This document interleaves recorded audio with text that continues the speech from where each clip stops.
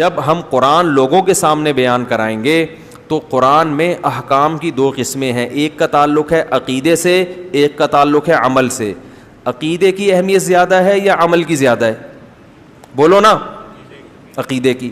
اب عقیدے کی اہمیت زیادہ ہے تو عقیدے بہت ہیں اسلام میں. ایک توحید کا عقیدہ, رسالت کا عقیدہ, آخرت کا عقیدہ, جنت جہنم کا عقیدہ, فرشتوں کے وجود کا عقیدہ. تو ان میں سب سے اہم عقیدہ کون سا ہے؟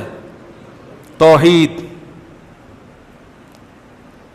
اب میں کبھی توحید بیان کرتا ہوں نا تو لوگ اس پہ بھی کہتے ہیں یار یہ کیوں, اس سے تو فلاں مسلک کے لوگوں کو تکلیف ہو رہی ہے, اس سے تو آپ کے ویورز کٹ رہے ہیں. تو میں ان سے کہتا ہوں بھائی اگر یہ بھی بیان نہیں کریں گے, توحید بھی اگر کھول کھول کے بیان نہیں کریں گے, تو بہتر نہیں ہے کہ میں بھی ایک چھولے کی ریڑھی لگا لوں؟ کیا ہو گیا؟ یعنی اگر قرآن کی جو ایک تو عقیدے سے اس کا تعلق ہے جس کی اہمیت عمل سے زیادہ, اور پھر عقیدے میں سب سے اہم عقیدہ کیا ہے؟ توحید.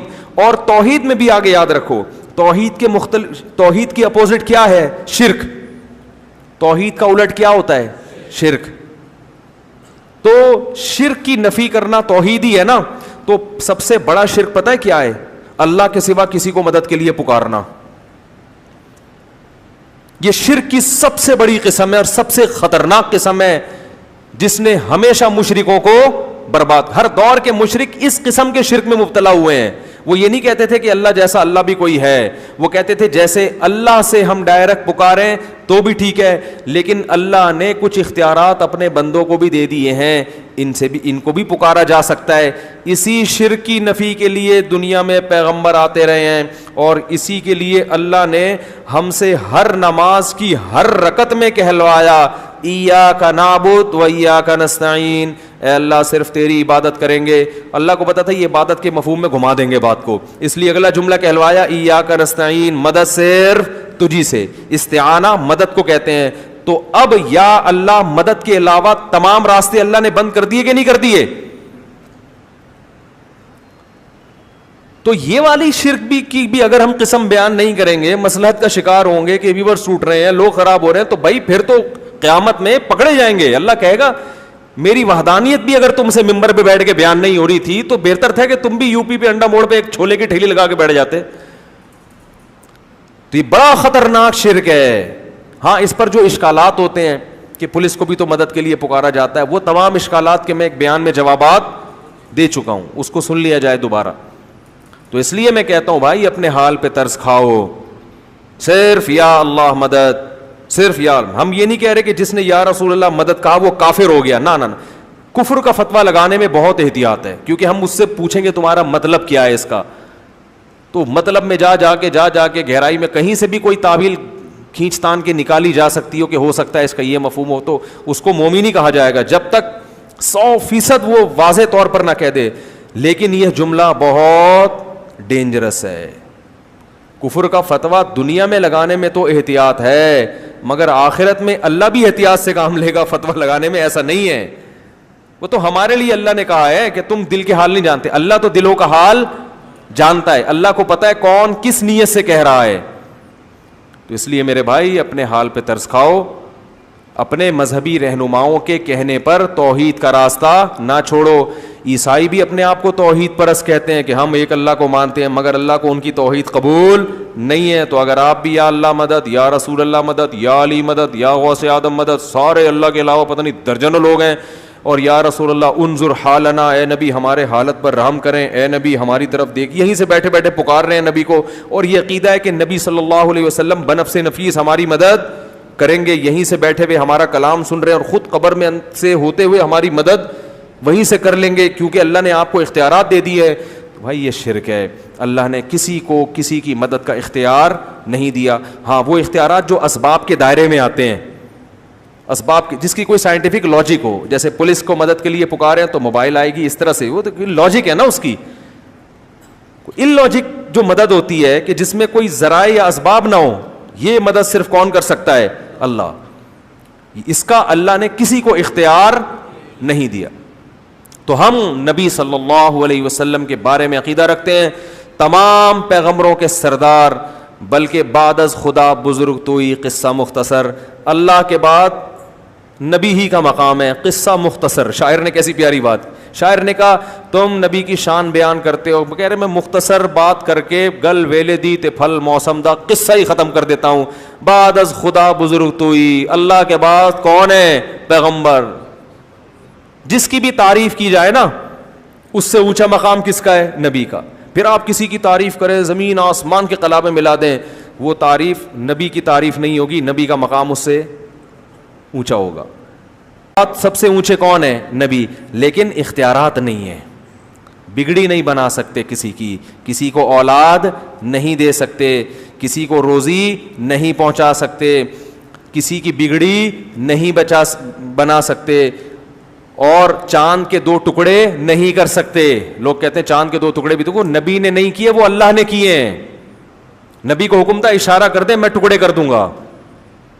تبھی نبی سے ایک مشرکین اور بھی معجزوں کا مطالبہ کرتے تھے, آپ یہ کریں آپ یہ کریں. نبی نے فرمایا کہ سبحان ربی هل كنت الا بشر رسولا, میں تو انسان ہوں بھائی, میں یہ نہیں کر سکتا کہ یوں اشارہ کروں نہریں جاری ہو جائیں, میرے میں اختیارات تھوڑی ہیں. تو اللہ نے کر دیے تھے ٹکڑے, اللہ نے مجھے حکم دیا تم آپ اشارہ کریں تو میں کر دوں گا. تو جب اللہ کرنا چاہتا ہے, میں نے اشارہ کیا اللہ نے کر دیا, اب اللہ نہیں چاہ رہا تو میں کہاں سے کروں گا بھائی, نہیں ہو سکتا. یہ جگہ جگہ نفی کی گئی ہے, جگہ جگہ نفی کہ میں نہیں کر سکتا, میں انسان ہوں. وَلَوْ كُنْتُ عَالَمُ الْغَيْبِ لَاسْتَكْثَرْتُ مِنَ الْخَيْرِ, اگر میرے پاس اللہ کی طرح غیب کا علم ہوتا, مجھے سب پتا ہوتا مستقبل میں کیا ہونے والا ہے, تو مجھے تو کبھی کسی قسم کا کوئی نقصان ہوتا ہی نہیں. یہ میں قرآن کی آیتیں پڑھ رہا ہوں آپ کے سامنے, 2 ٹوک عقیدہ قرآن نے بیان کیا, اس میں کوئی کنفیوژن باقی نہیں رکھی ہے. ما کانا کا وما یکونو, جو پہلے ہو چکا سارا کچھ نبی کو اس کا بھی علم تھا, جو بعد میں ہوگا اس کا بھی علم تھا. تو غلط ہے بھائی یہ عقیدہ. جتنا اللہ نے بتا دیا اس کا نبی کو علم ہے. ہاں وہ اللہ نے ہم سے بہت زیادہ بتایا ہے. علماء مثال دیتے ہیں کہ ہمارے علم اور نبی کے علم کی مثال دریا اور قطرے کی ہے. جیسے دریا میں ایک قطرے کی نسبت دریا کی طرف ہو تو کوئی حیثیت ہے, تو اتنا اللہ نے علم دیا ہے نبی کو ہماری نسبت. لیکن اللہ کے علم اور نبی کی مثال پھر دریا اور قطرے کی ہے. سمجھ رہے ہیں؟ کتنی جگہ قرآن میں آتا ہے یسألونک عن الساعہ, یہ لوگ آپ سے پوچھتے ہیں قیامت کب آئے گی, نبی کہہ دو علمها عند ربی, مجھے نہیں پتا کب آئے گی, اللہ کو پتا ہے. سب باتوں کا آپ نے نہیں بتایا, بہت سی باتوں میں آپ نے کہا مجھے علم نہیں ہے. تو یہ عقیدہ کہ سب کچھ علم تھا, ساری چیزوں کا علم تھا, یہ شرک ہے, کفر ہے. یہ اللہ کی صفت علم ہے, نبی کو کیا کر رہے ہیں؟ شریک کر رہے ہیں. تو اپنے ایمان کو بچاؤ, توحید کے بغیر مغفرت کا امکان نہیں ہے. چاہے راتوں میں تہجد کے محراب بنا دو ماتھے کے اوپر, چاہے رو رو کے پاگل ہو جاؤ, اللہ نہیں مغفرت کرے گا. 2 ٹوک الفاظ میں کہہ دیا اللہ نے. پہلے اللہ کو اللہ سمجھا جائے گا تو پھر اللہ سے مانگا جائے گا. تبھی اللہ نے کہا مانگنے سے پہلے بھی کیا, ایاک نعبد و ایاک نستعین کا اقرار. حدیث میں, بخاری کی حدیث ہے, نبی صلی اللہ علیہ وسلم نے فرمایا کہ بندہ جب سورہ فاتحہ پڑھتا ہے تو کہتا ہے الحمدللہ رب العالمین, تو اللہ تعالیٰ بندوں سے کہتے ہیں حمیدنی عبدی, میرے بندے نے میری حمد و ثنا کی ہے. وہ سکھائی بھی اللہ نے. جب کہتا ہے الرحمن الرحیم تو اللہ کہتے ہیں اثنا علی عبدی, میرے بندے نے میری ثنا خوانی کی ہے, مجھے رحمان اور رحیم کہہ کے پکارا ہے. پھر جب بندہ کہتا ہے مالک یوم الدین, روز جزا کا مالک ہے, تو اللہ کہتے ہیں مجدنی عبدی, میرے بندے نے میری بزرگی اور میری شان کو بیان کیا کہ میں مالک ہوں گا قیامت کے دن. پھر انسان کہتا ہے, جب مسلمان نماز میں کہتا ہے ایاک نعبد و ایاک نستعین, اے اللہ صرف تیری عبادت کریں گے, صرف تجھ سے مدد مانگیں گے, تو اللہ کہتے ہیں ھذا بینی و بین عبدی, یہ میرے اور بندے کے درمیان ایگریمنٹ ہو گیا ہے. یہ کیا ہو گیا ہے؟ اس نے وعدہ کر لیا, اب اس وعدے کے بدلے میں اس کو کیا دوں گا, ولی عبدی ما سأل, اب یہ دعا مانگنے کے قابل ہوا ہے, اب جو مانگے گا دوں گا اس کو. اس ایگریمنٹ کے بغیر اللہ نہیں دے گا. ولی عبدی ما سأل, اب یہ کیونکہ پچھلی امتیں اسی لیے تو ہلاک ہوئی ہیں, اللہ سے بھی مانگ رہے ہیں, حضرت عیسیٰ ابن مریم سے بھی مانگ رہے ہیں, عزیر کو ابن اللہ کہہ دیا, تو اب اللہ سے بھی مانگ رہے ہیں, درباروں پہ جا کے بھی مانگ رہے ہیں. نوح علیہ السلام کی جو قوم تھی اللہ سے بھی مانگتی تھی, بتوں سے بھی جا کے مانگتی تھی, تو اللہ نے کہا یہ والا مجھے یہ انداز پسند نہیں ہے.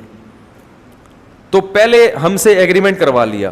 اور دیکھو نماز میں تلاوت ضروری ہے, جہاں سے چاہے پڑھو. لیکن ہر نماز میں اللہ نے پہلے کہا کہ یہ پڑھو گے تو پھر آگے پڑھنے کی اجازت دوں گا. یہ پہلے ہر سورہ فاتحہ جتنی پڑھی جاتی ہے نا, اتنی کوئی سورت پڑھی نہیں جاتی ہے. ہر نماز میں, ہر رکعت میں, تراویح میں 20 رکعتوں میں ہم ہر دفعہ تھکتے نہیں ہیں. لوگ کہتے ہیں یار اب یہ تو سن لی ہے نا, بچپن سے سنتے آ رہے ہیں, آگے چلو. اللہ کہتے ہیں نا نا نا نا نا, جب تک زبان سے یہ ایگریمنٹ نہیں کرے گا نا کہ تجھی سے مانگوں گا کسی اور سے نہیں, اس وقت آگے چلنے ہی نہیں دوں گا میں تجھے.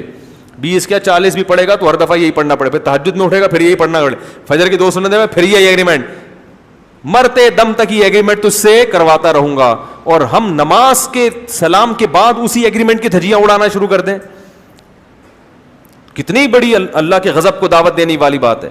تو حدیث میں آتا ہے, بخاری کی حدیث, نبی نے فرمایا کہ انسان جب کہتا ہے اللہ تیری عبادت تجھ سے مدد, تو نبی نے فرمایا اللہ فرشتوں سے کہتے ہیں ولی عبدی ما سل, اب مانگ. پھر اللہ کو پتا تھا کہ الٹی سیدھی چیزیں نہ مانگنا شروع کر دے نا, اتنا اہم موقع ہے, اللہ کی رحمت جوش میں ہے, ہمیں اختیار دے دیا جاتا تو ہم کہتے ہیں اللہ تھوڑی تنخواہ بڑھوا دے میری, اے اللہ ذرا ٹرائی کیا ہوا ہے مان نہیں رہے ابا اس کے, منوا لے, اے اللہ یہ کر دے وہ کر دے, بحریہ ٹاؤن میں 3 پلاٹ دلا دے. یہ دنیا کے کھلونے مٹی کے, ان پہ ہم عاشق ہو جاتے. تو اس لیے اللہ نے کہا کہ اتنا بڑا ایگریمنٹ کیا, میرا دل اتنا خوش کیا, تو اب بڑی چیز مانگو. کیا اہدنا الصراط المستقیم, سیدھے راستے پہ چلا دے. سیدھے راستے پہ چل گئے تو بحریہ ٹاؤن میں پلاٹ نہ ملے تو بھی جنت, مل جائے تو بھی جنت, ہو جائے وہاں تو بھی جنت, نہیں ہو